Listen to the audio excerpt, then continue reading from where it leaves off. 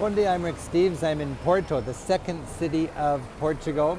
And this is Rua Santa Catarina, St. Catherine Street, and beautiful churches with blue tiles like they do here so beautifully in Porto. And just down the way there is the beloved Bolhão market, and it's closed because it was just getting run down. And what's really exciting about Europe is how they're keeping their beautiful tiled heritage and all the wonderful Art Deco touches in this great gritty town. And at the same time, they're renovating and getting things up to date and more hygienic. As you walk around the town, you see beautiful architecture from above. And it's really important when you look at the shops down below to take a look above.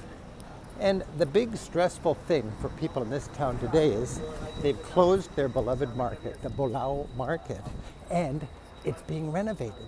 And they've put the new one in the Mercado Temporário Bolhão. And this is the temporary home of the amazing Porto Farmers Market. And it was a very stressful thing for the merchants. And they put them here in the basement of this great shopping mall. And here are all the merchants in the market. And when you go shopping in Portugal, you know the people who sell you your fish and your fruits and your vegetables. And these are all the merchants whose families have run little stalls in the farmers market. Now they are stuck here in the basement of this department store, and they're a little stressed out. Very, very important. They've got the Virgin of the Immaculate Conception, the patron saint of the merchants, and she is strewn with jewelry and necklaces. And this was the most important thing when the merchants came here, and they would be assured that they would have continuity.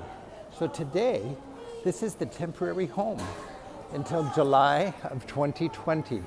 And the merchants are here, and you know, you can still smell the old Bolhão market, and you can still feel